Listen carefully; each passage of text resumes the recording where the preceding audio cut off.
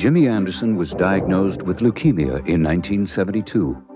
When you live for years and years with a child that you're always consciously aware of could die anytime,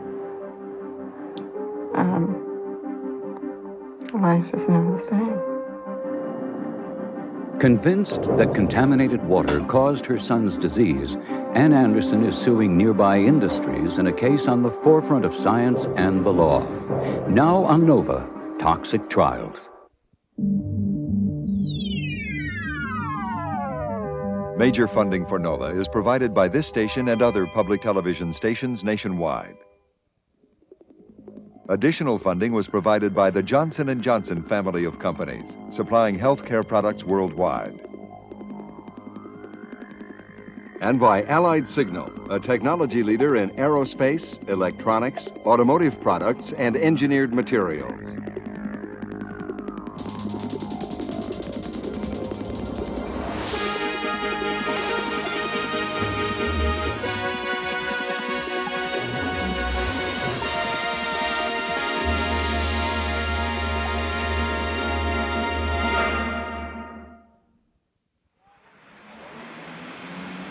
It could be any American town, but it's not. Because in Woburn, Massachusetts, some people say local industries have caused the deaths of children. All right, the first item on the agenda is the Secretary's report, the minutes of the previous... A meeting of the local environmental group, formed like so many across the country in response to concerns about toxic waste. This is FACE, for a cleaner environment. It could be a typical group, some parents, some young people, some retired, like Al Balistieri, whose knowledge of local industry comes in handy. Bruce Young, the Episcopal minister here, Ann Anderson, housewife, one of the founders.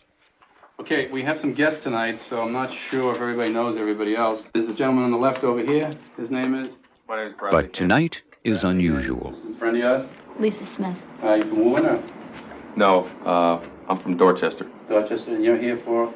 I work for the law firm of Foley, Hoag, and Elliott. Foley, Hoag, and Elliott? Correct. And what are they? They're a law firm in downtown Boston. And why would you be here? Because we're interested in what happens at the meeting. Why would that be of interest to Foley, Hogan? And who's the last guy? Elliott. Elliott. Why would that be of interest to them? Because we represent W.R. Grace. Oh, W.R. Grace. In fact, FACE is not typical. Some of its members, including Ann Anderson, have accused major corporations like W.R. Grace of causing the leukemia which struck their families.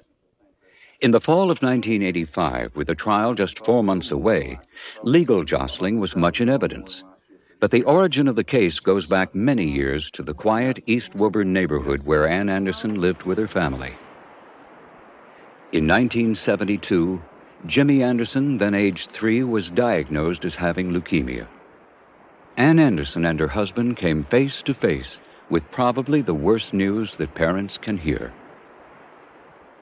And somehow, always in your mind, you're prepared for the fact that one of us can go before the other, but you're never prepared for that with a child.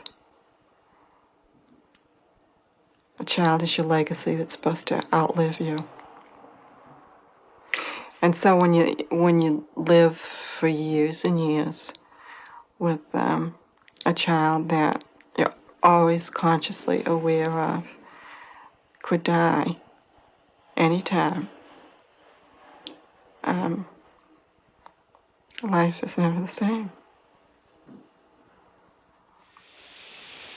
As those years went by, Ann Anderson found her son was not alone. What I began to notice in the neighborhood were, besides right here where we were with Jimmy, was across the way in that street going down that way were 2 children diagnosed with leukemia, a young adult diagnosed with leukemia, and then across the pond and back was another child diagnosed, and down the street away across from the main street was another child diagnosed. And then a few streets over, another child was diagnosed. The very next street, another child was diagnosed. This was not a normal neighborhood. The specter that haunted Ann Anderson was that some hidden poison was destroying her neighborhood. Eventually, her concerns were to draw to this small town of 35,000 investigators from the state, from the federal government, leading scientists and doctors, and finally an army of lawyers.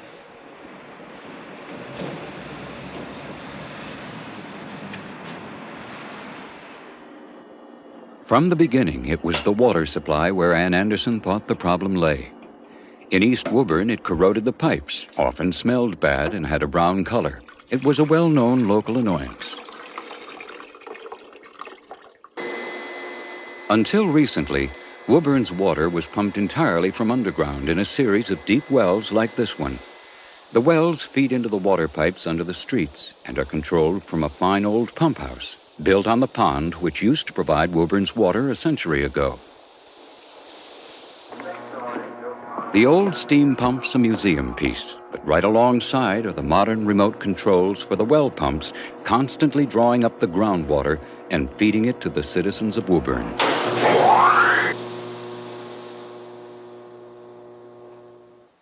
Within the town's 13 square miles, there are two main areas of underground water supplies, or aquifers as they're called. The aquifer to the west, supplied by 1960, 6 town wells, and had reached its limit. So the town turned to the untapped Aberjona River aquifer to the east and drilled 2 new wells, G and H, alongside the river.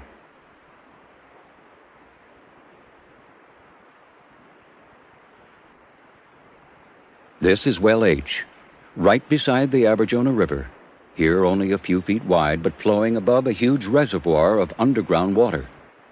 A few hundred feet away, tapping the same rich aquifer, is the other new well, Well G.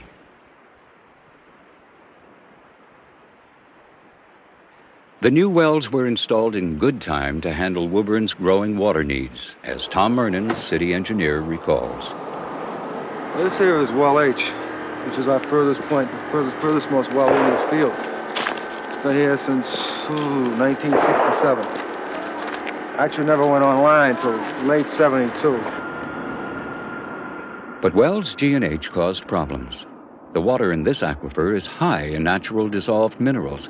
It met all the standards, but people didn't like it. We were getting spots, brown spots on your clothes. Your linens were turning white, turning brown. Your dishwashers would be brown, it would literally turn into brown. It just, aesthetically, it just didn't, it was good quality water at the time. It was fine, but, it just didn't go over. Although the local newspaper would often field complaints about the water, Ann Anderson's concerns were not widely known for several years, until a remarkable chain of events took place, witnessed by an alert reporter here, Charlie Ryan. As you'd expect, Charlie Ryan covers everything from the school committee to local crime. But as an ex-well driller, he also happens to know about water supplies. In April of 1979, one of my responsibilities with the newspaper was to cover the police blotter over the weekend. And on that particular Sunday, when I went into the station and looked at the blotter, I saw mention of some midnight dumping of about 185 barrels. The barrels were spread out over the site, and some of them were near the river. Charlie Ryan was on the spot when state officials came out to take a look.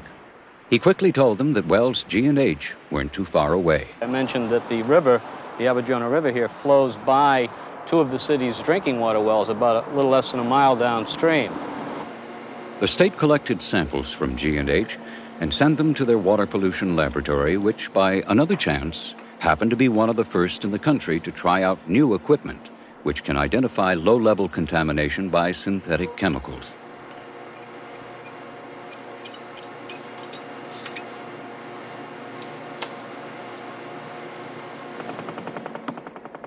A special analysis revealed 5 chemicals with high levels of the common industrial solvents tetrachloroethylene and trichloroethylene. The levels were several times higher than the new suggested standards of the time, and so the state immediately closed down the wells. It was just like a click in my mind. That's what it is. I could never be convinced after that nobody could convince me that the contamination in that water was not causing that problem. The dumped barrels, it turned out, contained harmless materials. So the origin of the contaminants in the wells was a mystery. But one obvious place to look was up on Woburn's locally notorious Industriplex development.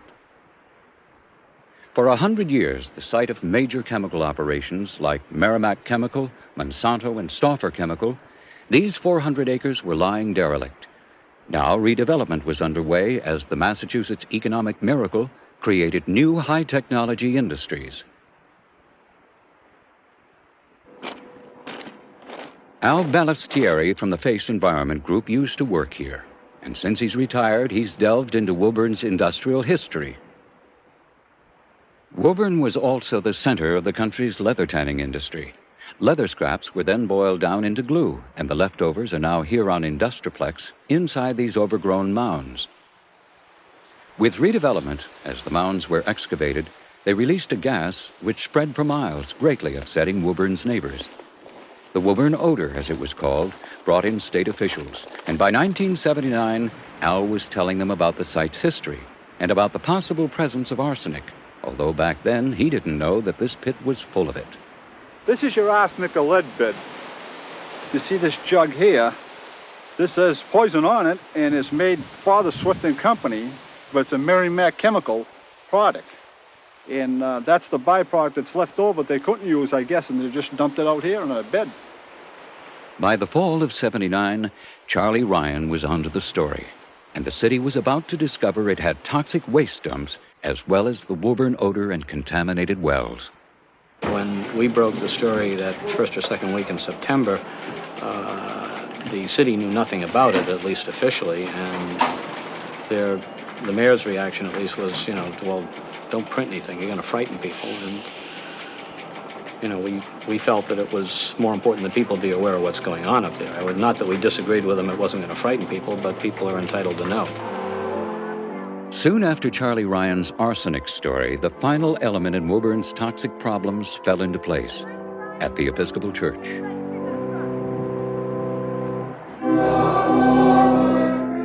This is Ann Anderson's church. She'd mentioned her suspicions about the water to the minister from the start. And while he was initially skeptical, they together spent several years trying to establish just how much leukemia there was in Woburn and how much would normally be expected.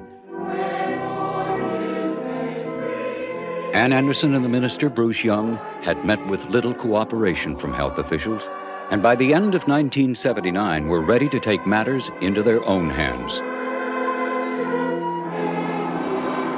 Frustration just reached the point where I said that there was only one thing to do that I knew of, that we hadn't done already, and that was to go public with it. And with Ann's consent, in October of '79, I wrote this very small piece in the local newspaper asking parents who had children with childhood leukemia to come to the church to a meeting. He took the letter around to the newspaper where, as it happens, he saw Charlie Ryan and told him all about it. Soon after the meeting, he and Ann Anderson plotted the leukemia cases on a map. And with her calling out geographical quadrants and me putting a dot beside them, it became obvious that one section of town, the section of town in which Ann lives, was coming up more often than other parts of town. And so when all was said and done, we had 12 cases of leukemia documented, 8 of which were within a half mile of her home. The cases seemed to cluster in East Woburn, whereas the west of town was relatively clear. Check your eyes, blood pressure, and work my way from top. Kevin Kane is one of those East Woburn cases. Today he's cured, and the physician responsible is John Truman of Massachusetts General Hospital. Lymph nodes to see if they're enlarged. And He was Jimmy Anderson's doctor, too. Indeed, noticing Woburn children in the waiting room here was one of the things which aroused Ann Anderson's suspicions. Bruce Young immediately showed the leukemia cluster map to John Truman. he literally grasped me by the shoulders and said, "John, sit down here and look at this map which I've drawn." And sure enough, there he had a cluster of kids with leukemia. And it was very impressive. For several years, Bruce and Ann had been telling me that this was the case, and I had not been alert enough to recognize the reality of it. Meanwhile, Charlie Ryan had been pursuing the story with a contact at the Massachusetts Department of Public Health, and the result was a shock.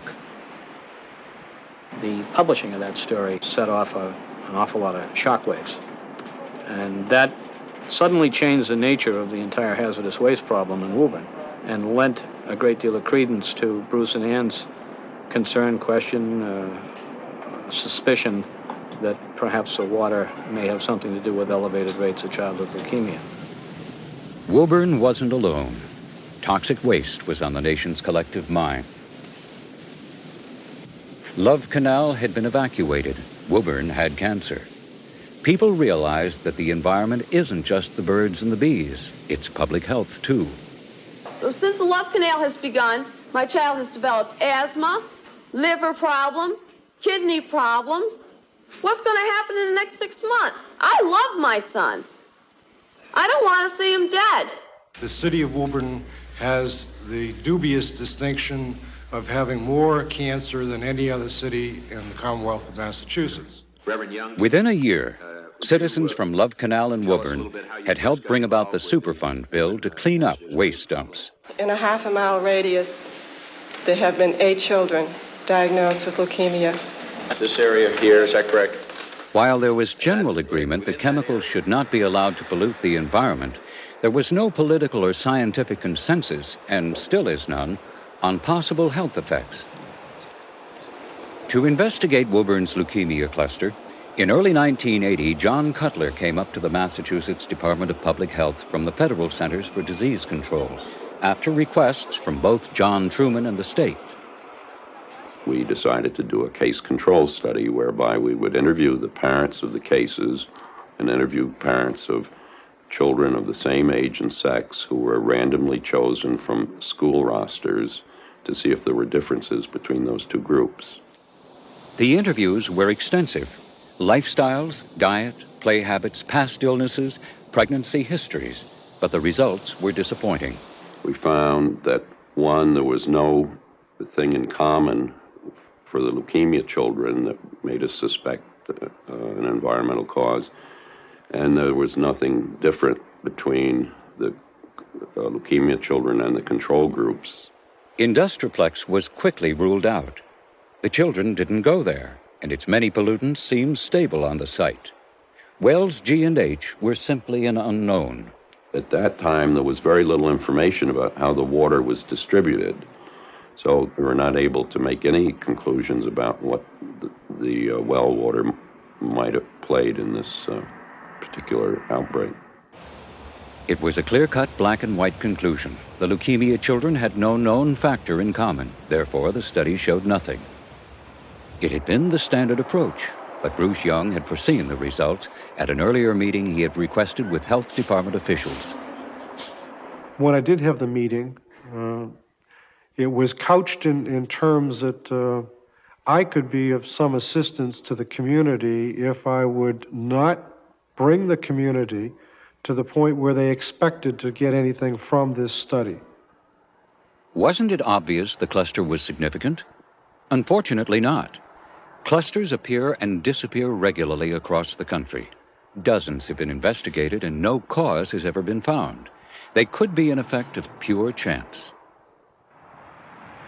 At the Arizona State Health Department, the deputy commissioner is the man who once supervised cluster investigations, including Woburn, for the Centers for Disease Control, Glenn Caldwell. We have found very little over the years, and my feeling is most of the time we will not be able to pin a particular cause and effect event to a leukemia cluster.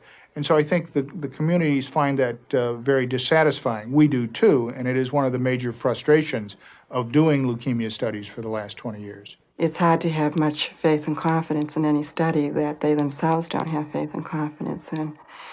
And going in, we just didn't have a good feeling because of that, and we didn't expect to find anything because they didn't expect to find anything, and nothing was found.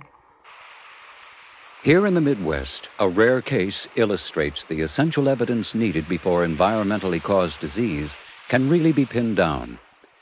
Evidence that usually is not available and was not in Woburn. John Alstead is a victim of arsenic poisoning. You feel that, John? Yeah, I think I can feel some You think so? movement now, Just yeah. barely, huh? Okay. Arsenic destroys nerve fibers, first affecting the extremities, known technically as a peripheral neuropathy. John Alstead was fortunate that Dr. Ivers, the neurologist here, realized arsenic was involved before the next step, brain damage, had begun. Does it keep getting stronger as it comes up? Mm-hmm. Okay. Is it normal now? I can feel you on my... You can feel about the same. Okay. John Alstead lives in Perham, Minnesota. He was a foreman at Bob Hammer's construction company when they built their new headquarters here. This is where we put the well down over here. This was done in 1971 when we built the complex. We couldn't get city water at that time, so we had to put the well down. This well is down approximately 31 feet. As you can see, I documented that well up here on the wall at that time. Every day, Bob Hammer's employees, including brother-in-law John Alstead, took coolers filled with a clear, attractive groundwater out to their job sites. My supervisors in the field were drinking this, and 10 minutes later they'd go back out in the woods and throw up. And I was drinking it here in the shop and you know, in our coffee, you know. And the same thing was happening to me. And of course, when you get the cramps, what do? You go get another drink of water. In the end of May, I finally went to the doctor with it. I just couldn't take it any longer. And he said, go back home, you got the flu. And this went on for another couple of weeks, and didn't get any better. I went back to him again. He said, well, you still got the flu, or something's wrong. So he was sitting there talking, and I was telling him my feet were tingling and cold. Felt like they were always like they were cold and halfway to sleep. And he reached down, and he pulled some hair on my lower part of my legs down here, and I didn't know he pulled them. And then then he called Fargo, and he talked to Dr. Ivers, and within 3 days, I was in St. Luke's Hospital. And so it looked to me like he had a peripheral neuropathy, and one of the type of things that we always are concerned about in this is some type of a poisoning with heavy metals. And we started finally pinpointing it down that I always had this water cooler, and I drank that same water every day except for Saturdays and Sundays. Mondays mornings, I usually felt pretty fair. By Monday afternoon, I started getting sick again, and just by eliminations, that's the way we figured it out.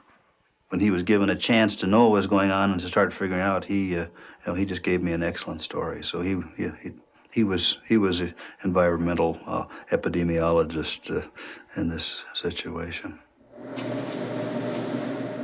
Because arsenic persists in the body, samples from the victims could be run through the standard test for its presence. And sure enough, this telltale pink color provided the confirmation. Analysis of the well water told the same story. Arsenic at 400 times the allowable level. So where was it coming from? In the 20s and 30s, throughout the Midwest, arsenic insecticide had been used to fight the great grasshopper plagues. It turned out Bob Hammers had had the misfortune to sink his well right through the site of an old, forgotten poison bait mixing station.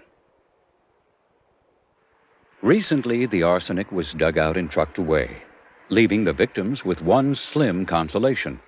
At least they fully understand what happened. They had known symptoms of arsenic poisoning. There was arsenic present in the victims' bodies.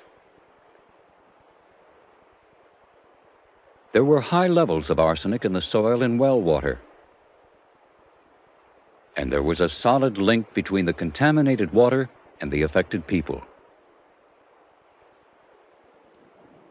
So it's not surprising that in Woburn, no link was established between the contaminated well water and leukemia.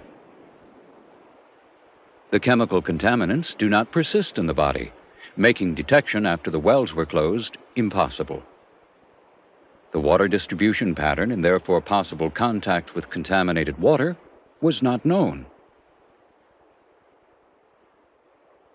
And the cause of leukemia, in any case, is a mystery. This is the Silresum chemical plant in Lowell, Massachusetts, before it was cleaned up in 1978. Today, the area has been covered over. But when it was in operation, the plant released numerous chemicals into the air, often the same kind as were found in Woburn's water. Nearby residents were convinced these wind-blown poisons had somehow damaged their health, and in 1983 there began a remarkable effort to investigate. The study was to be based around a large-scale survey. Since the analysis would be statistical, anything which might bias the results, like inaccurate residency lists, had to be minimized. Statistical methods, quite different from the black and white approach of the Woburn investigation or of Perham, need special techniques.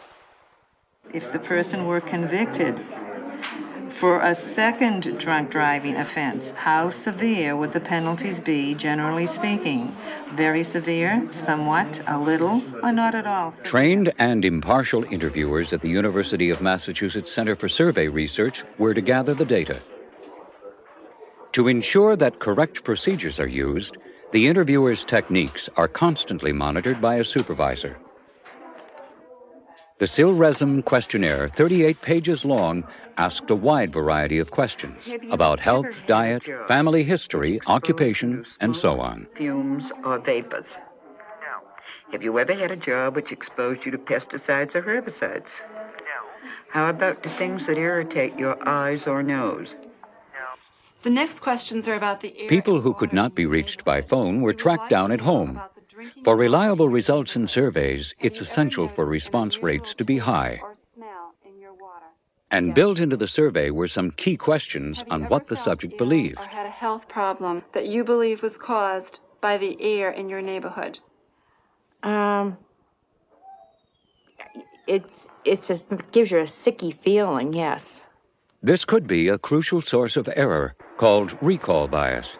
At Boston University Medical School, the designer of the study, David Ozanoff, explains. If you live near a wayside and you have a headache, one of the first things you're likely to think of is it's that wayside again that's causing my headache. You may be right about that. That may be very true. The net result is that people who have that belief remember that they had a headache much better than somebody else for whom a headache is just another minor event in life. Have you ever felt ill or had a health problem that you believe was caused by the air in your neighborhood? No. No?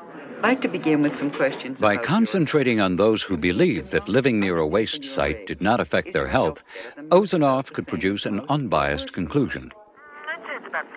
Okay. Even people who thought that the air in their neighborhood around the waste site was perfectly fine, that it didn't make them sick, and that it was great air to breathe, and that when they got up in the morning, the best thing in the world for their health was to go out and take a deep breath of good old Lowell air, even those people had more health complaints. And they had health complaints in a very specific pattern. The closer they were to the waste site, the more likely they were to complain of a very specific set of self-reported symptoms. This comparative kind of result, more likely to have persistent colds or wheezing or heart palpitations, is essentially a statistical conclusion. It's not black or white, like the Perham arsenic investigation or Woburn. It's often the only way of dealing with complex toxic waste health studies, and the Harvard School of Public Health devised just such a study for Woburn with highly controversial results. Ann Anderson was involved, although it was a terrible time for her, just after her son Jimmy died in 1981. She and Bruce Young were invited to give one of a series of informal talks that the school arranges on unusual public health problems. It happened that two experts in medical statistics were in the audience that day, Steve Lagakos. There was this sense of concern that all of their questions hadn't really been answered. And Marvin Zellen. And out of that meeting, we hatched what was commonly referred to as the Woburn study. The idea was to turn Woburn from the usual mixture of parades, shops, families, life, and death into a community of numbers, of health statistics. If bad town water had in fact triggered childhood leukemia, then the Harvard researchers thought it surely must have caused other problems, which good statistics ought to be able to detect. Zelen and Lagakos decided to avoid the complication of adult disease, which can take years to develop, and investigate, as well as leukemia, the outcomes of Woburn's pregnancies, everything from miscarriages to birth defects. The problem was that a huge survey would be needed, and here the researchers turned to Ann Anderson's FACE group for help. FACE organized a team of 300 volunteers to administer a long health questionnaire by phone to over 8,000 households. The next task was to find the amount of water from wells G and H that each household had received through the city's pipe system. The researchers combined city pumping records with an analysis done by state engineers to produce this map. East Woburn received the highest proportion of G and H's contaminated water, reducing gradually to the west of town, which received none. Ann Anderson lives in East Woburn, well inside the area that got most bad water. The results, which came some 3 years later, were couched in the same, more likely to, statistical language as the Silresum study. Nevertheless, the message was clear. Marvin Zelen. The results we found were that some of the congenital abnormalities and some childhood disorders were positively associated with access to water from wells G and H. And essentially, the more water residences had from these wells, the greater the risk of getting these particular adverse health events. With regard to leukemia, again, children who had more access to the water were at higher risk. In fact, what we found is that children with leukemia had twice as much water from the wells as one would expect from living in the town. It's good and it's not good. It's the confirmation that you're looking for, but you don't really want it, because what's been difficult to live with becomes increasingly difficult to live with. I mean, there you have Harvard telling you that it's all true, and you wish it wasn't. You don't want it to be true. Many people didn't believe it was true. There was a storm of criticism, notably from a senior Harvard colleague who has declined to be interviewed, and from an expert panel commissioned by the American Industrial Health Council, a chemical industry group. NOVA provided a copy of the panel's review to the Harvard researchers, who then responded to the panel's chairman. The chairman has since declined to be interviewed on the ground she needs time to digest Harvard's response. NOVA asked Zelen and Lagakos to reply to the most frequent criticisms. First, the survey was biased, either deliberately by the FACE volunteer interviewers or by recall bias of respondents who believed that living near wells G and H caused problems. The thinking might be that an interviewer who wanted to bias this study would overreport things in the east, figuring that that's probably where the wells were pumping, and underreport things in the west. Well, fortunately, for 9 of the 23 years of this study period, the wells were not pumping in East Woburn. So we were able to compare disease rates in East Woburn with those in West Woburn for those 9 years when there was no wells pumping, and there were no differences between East and West. Now, if this bias occurred, it would have caused East to look worse than West. A second criticism is that leukemia has continued. There have been 3 new cases in Woburn in children conceived after the wells were closed. But close examination shows all 3 cases live outside the area whichever received any contaminated water. East Woburn has no new cases so far. To get a direct idea of whether the wells may or may not have been implicated, it would make sense to look at disease rates in East Woburn. It would make no more sense to look at West Woburn than it would be to look at another town. And so far, there have been, amongst children born since 1980, based on the latest information we have, there have been no new cases of leukemia. That's only partially reassuring because there's been very little follow-up, and chronic effects you need to follow up longer. So that evidence is consistent with what you would expect to see, it seems to me, if the wells had been partially responsible. The next criticism, perhaps the most fundamental, is simply that the chemicals found in the water have never before been associated with childhood leukemia. Although true, Harvard says it misses the point. Marvin Zellen. That an observational study like what we conducted cannot show cause and effect. We can only show association. And one way of viewing our results is it's in the same spirit as the lung cancer and cigarette smoking. If you go back over the history, there was a strong association discovered between lung cancer and cigarette smoking, and only many years later were they able to formulate scientific hypotheses and investigate them about cause and effect. This is one of the country's main facilities where cause and effect are investigated. It's the National Toxicology Program in North Carolina, which recently reported new and controversial results relating to leukemia. Here, the effects of many different chemicals on laboratory animals are studied under rigorously controlled conditions.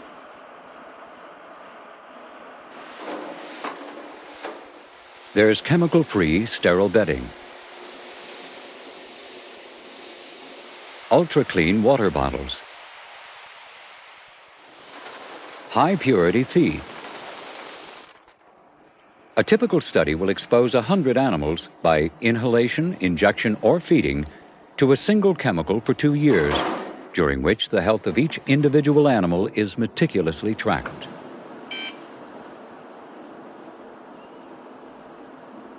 As the study proceeds, organs like this liver from sample animals are examined.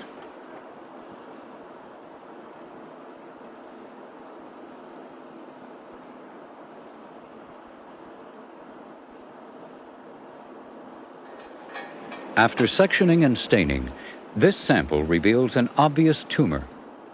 By these methods, both tri- and tetrachloroethylene have been shown to cause cancer. Director of Testing, Gene McConnell. The effects of trichloroethylene in mice we do see tumors in the liver. In rats with trichloroethylene, we have not seen any sort of tumorigenic response. The tetrachloroethylene studies, again, we saw liver tumors in mice, and we saw leukemias in the rats. This new rat leukemia result has been criticized because the strain of laboratory animal used has a high natural rate anyway. In general, the relevance of animal studies to people is often challenged, but for McConnell, they serve a vital warning function. Not all chemicals produce cancer in animals, as someone might suspect, and in fact, of those chemicals that even we are suspicious of, less than half produce cancer in animals. Therefore, if one does find a chemical that produces a carcinogenic response in animals, I think one has to take that result seriously and suspect that it does have the potential of causing a toxic effect in people. That might be disputed here at the U.S. Centers for Disease Control in Atlanta, Georgia, where leukemia clusters studies are based. A leading staff toxicologist here, Renata Kimbrough, recently reviewed the results of studies of solvents like tri- and tetrachloroethylene when used in industrial settings. In many studies, nothing was really found. And so, together with the fact that there are thousands of people that work in industry where these solvents are used, and we haven't really been able to observe any effects, I'm wondering how significant the animal studies are. Another concern is that levels of environmental contamination are usually much lower than industrial levels. And the concentrations that have been measured in water have been 10 to 50,000 times less than what the workers are exposed to. So there's a tremendous difference in the exposure, and we haven't really seen any very significant health effects in workers. The truth is that we know very little, the scientific community knows very little about the health effects of a combination of chemicals at low doses, perhaps protracted exposures, the effects of those on humans. We just don't know. I just don't believe that the trichloroethylenes or tetrachloroethylenes or whatever was in drinking water caused the leukemias. And simply because these chemicals are everywhere in the environment, and there are areas in the United States that have much higher levels, have had much higher levels for long periods of time, and we don't have any leukemia clusters. Now, why should it be so in one area and not in another? That, to me, just really doesn't make any sense. I had a pathology professor who used to say, when you hear hoofbeats, you don't think of zebras. And we're hearing hoofbeats up in Woburn, and all the explanations to account for it, as far as I'm concerned, are people who are saying, maybe it's not horses, but zebras. Well, I think we know what the zebras are and what the horses are, and I think the horses are contamination of well water in that community. At present, science cannot, with absolute certainty, either confirm or deny a connection between Woburn's leukemia and the contaminated wells. But that's exactly the question that a trial jury will be asked to decide. The Superfund toxic waste cleanup bill does not compensate those who believe their health has been damaged. People must file a lawsuit for themselves, and in Woburn, one was filed in early 1982 by Ann Anderson and 7 other families, among them Donna Robbins. Donna lost her boy Robbie to leukemia in 1981 when he was 9. There's a devastation initially being told that you've got a child with leukemia. It's worse when they relapse, and then you know there's no hope of them really surviving it. And of course, losing that child. I don't know how to put it in words. There's just a lot of pain. All the torture and everything that they go through, the therapy and the sickness, the side effects. There's just so much involved with it, and you've got hope. Going through that whole thing, there's a little ray of hope that, well, maybe you'll be lucky and he'll survive it. And when you're defeated in the end, it just makes you wonder what it's all about.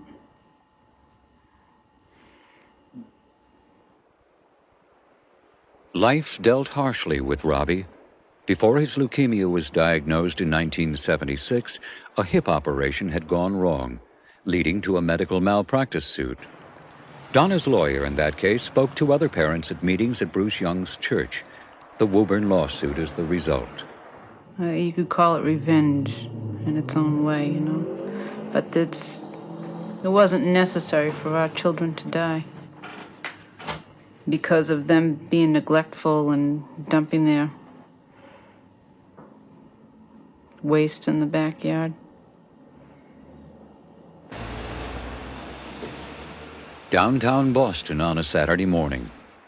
At work is Jan Schlichtman, also a malpractice lawyer, who took over the plaintiff family's suit from the original attorney. Since this is a contingency case, he stands to gain substantially if successful. Woburn is the best known in a rapidly expanding new field, toxic tort cases. These cases, unfortunately, are the laboratory. Unfortunately, it's people who lived in East Woburn who were the rats and the mice. And what happened to them and the injuries that they have are going to demonstrate that, in fact, there is a connection between the chronic low-level exposure and very serious health problems. The possible sources of contamination, as opposed to the health effects, is an easier question to pursue. Work by the U.S. Environmental Protection Agency began in 1980 with the analysis of test wells, and it's continued since. This well is being drilled down into the aquifer beneath the Aberjona River, one of about 200 placed in the area so far.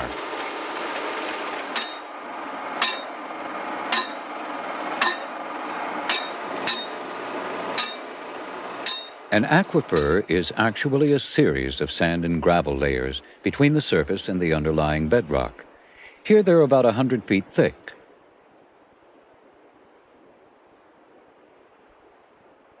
The layers are saturated with groundwater, which are the supplies which wells G and H drew upon. The groundwater flows roughly north to south in the same direction as the river, but much more slowly, about a foot a year. The EPA found that both tri- and tetrachloroethylene were widespread in the groundwater, but the highest levels formed an obvious patch less than a mile long surrounding wells G and H.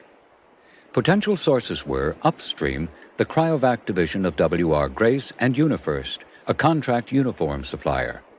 Across the river was the Riley Tannery and an associated strip of woodland, both then owned by Beatrice Foods. The plaintiff families did not just rely on the EPA. There was also a friend of Al's who provided the information for a home-drawn description of the W.R. Grace site. He told me they used trichloroethylene up there, and I knew it wasn't a very good material. They used paint solvents, lacquer solvents, and they disposed of it out in the back area or on a dumping ground area. The cryovac division of W.R. Grace makes vacuum packaging machinery for the food industry. This is one of their products under test. It's essentially a small metalworking operation which uses the usual cutting and cooling fluids and industrial solvents, many containing tri- and tetrachloroethylene. The company soon had to acknowledge what had been going on, as Bill Cheeseman, their lawyer, recounts. Grace reported to EPA in 1982 that it had poured 10 to 15 drums of old paint and paint thinners and the like into a hole in back of the plant that had been dug in connection with some construction activity. These were the standard size 55-gallon drums, although we don't know whether they were all full or partially full at the time. Subsequently, a few months later, we learned after further investigation that a few actual drums may have been placed into a hole in that area, and we arranged with EPA in 1983 to excavate those drums, and we did find 6 drums in the ground at that point. Again, we can't tell from the remains of the drums whether they were empty. It appears that they may have been. In addition, we reported to EPA in 1982 that occasional small amounts of old paint and paint thinners and the like had been disposed of on the ground from time to time, perhaps as early as the early 1960s, and from time to time for several years after that. Engineers acting for Grace, the plaintiff families, and the EPA cooperated to excavate the dump area at the back of the plant. This videotape was shot by the plaintiffs for later use in court.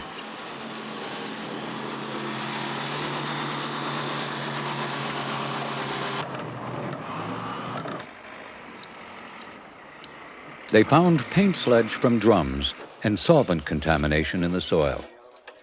Analysis of groundwater samples from the site have since shown trichloroethylene levels up to 6,000 parts per billion.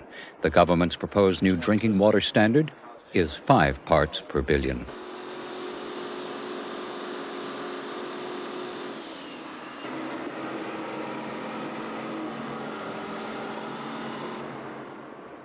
Across the river, the tannery and the nearby strip of woodland it owned were also investigated.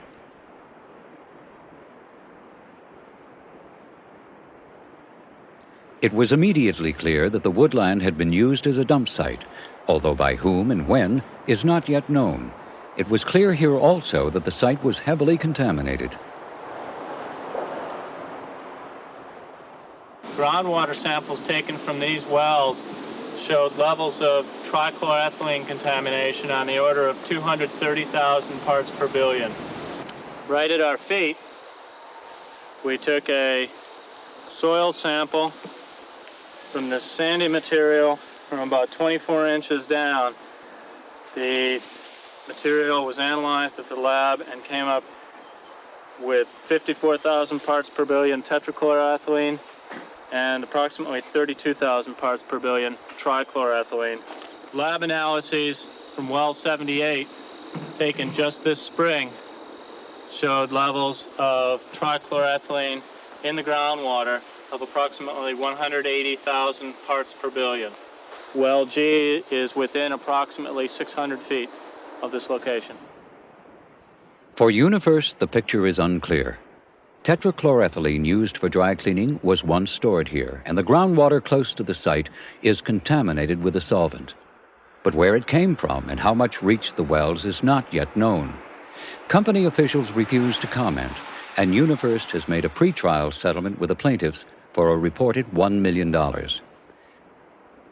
Who is responsible for the contamination of the wells, as opposed to their own sites, will be pursued both in the trial and by the EPA.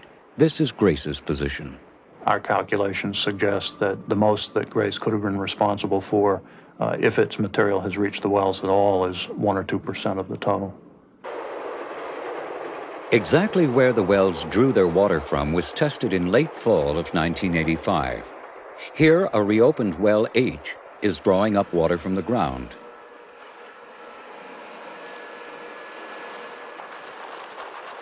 The water is then piped away and discharged outside the study area.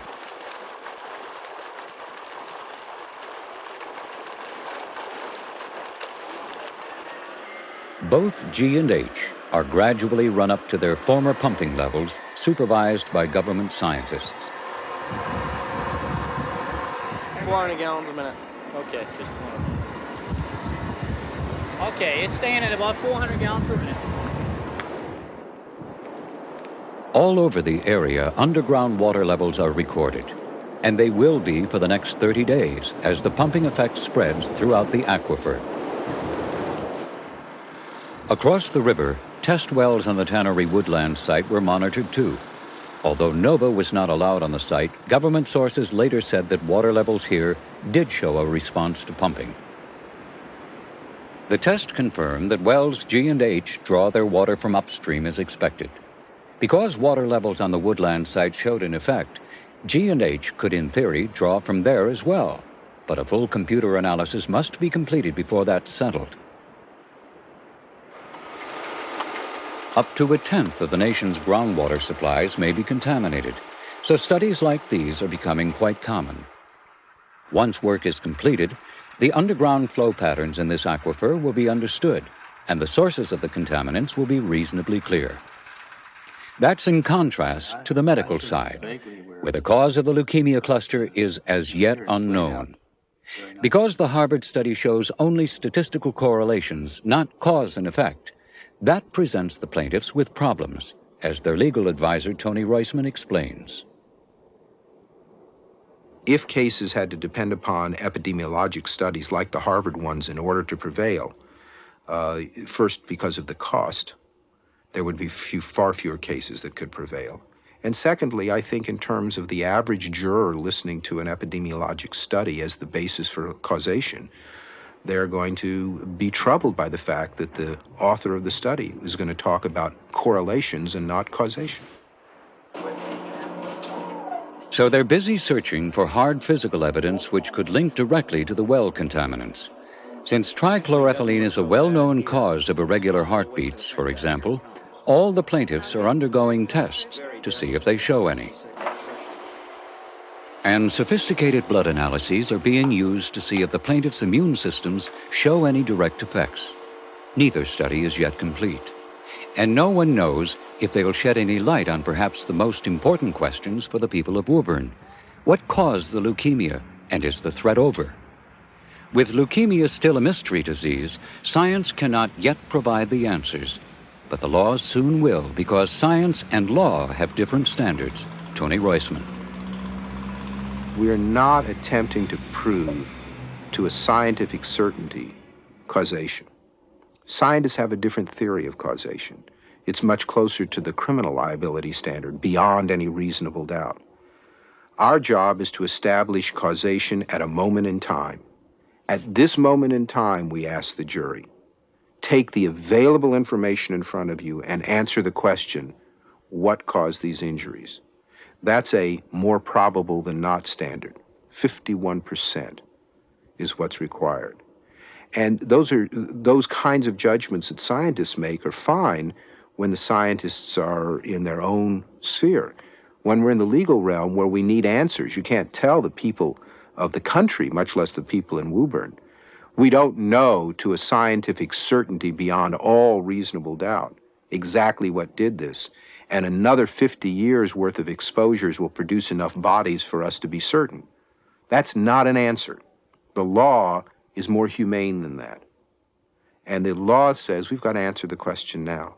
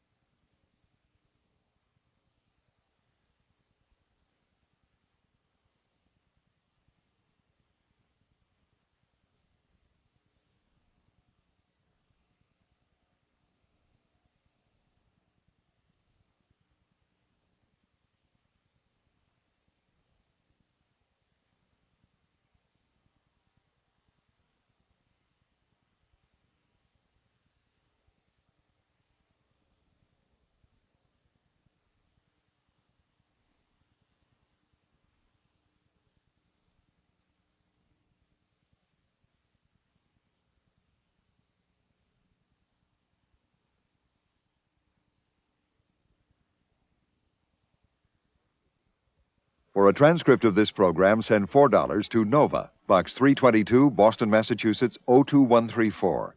Please be sure to include the show title. To purchase film or video copies of this program for educational use, call toll-free 1-800-621-2131. In Illinois or Alaska, call Collect, 312-940-1260.